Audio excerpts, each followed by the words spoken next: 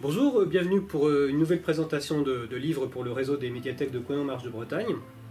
Aujourd'hui, je vous ai vraiment choisi un grand et beau livre.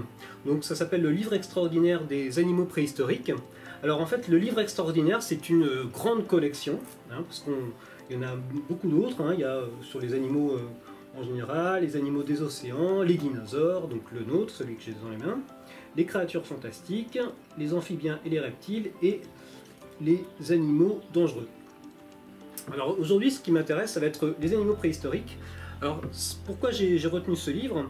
En fait, l'histoire, c'est que on va vraiment être dans la préhistoire, mais au sens très large du terme. Et en même temps, on va pas du tout parler des dinosaures. C'est-à-dire qu'on va vraiment, on va aller de moins 540 millions d'années jusqu'à 1623, 1627, voilà, c'est ça.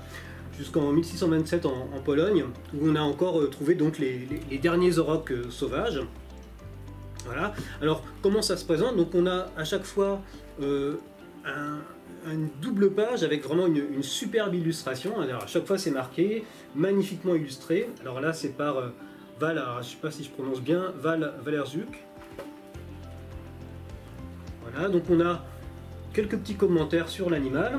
Et puis voilà, une petite fiche d'information avec le lieu de vie, ce que signifie son nom, parce que souvent on est sur des racines latines, sa taille, son poids, à quelle époque on l'a trouvé, ça c'est très important.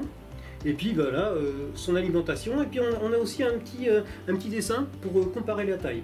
Alors là-dessus, pour être honnête, des fois ils ont un peu tendance à augmenter la taille de l'animal, même si c'est vrai qu'il y a vraiment des animaux très très impressionnants, comme voilà ce mille-pattes qui vivait donc entre moins 340 et moins 280 millions d'années.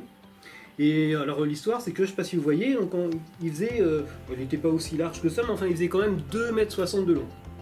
Voilà, donc l'idée c'est qu'on va vraiment traverser toute la préhistoire et surtout on va découvrir des animaux préhistoriques dont on n'a pas du tout l'habitude d'entendre parler. Donc c'est ça l'idée, c'est qu'on va vraiment faire de vraies découvertes préhistoriques. Voilà, cette espèce de petits vers. Alors ça c'est un des animaux les plus anciens qu'on connaisse. Voilà, qui date de moins 541 millions d'années. Alors à voir comme ça, c'est vraiment une bestiole bizarre. Mais alors ce qui est très intéressant, si on regarde là la comparaison avec une main, en fait il faisait à peine 3 cm de long. Et alors ce qui est drôle aussi, c'est qu'il s'appelle voilà, Hallucigenia. Parce qu'effectivement on hallucine un peu quand on voit cette bestiole. Voilà, des fois la réalité dépasse la fiction.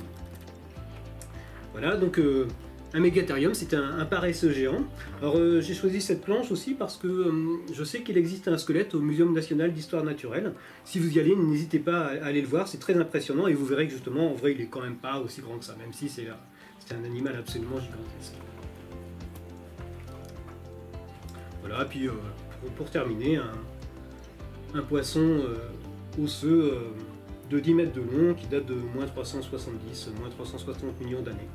Voilà, donc l'idée c'est vraiment de faire des découvertes préhistoriques qu'on ne connaissait pas jusqu'à présent. Voilà, donc je répète le titre, le livre extraordinaire des animaux préhistoriques, et n'hésitez pas aussi à demander d'autres titres dans la collection Le livre extraordinaire.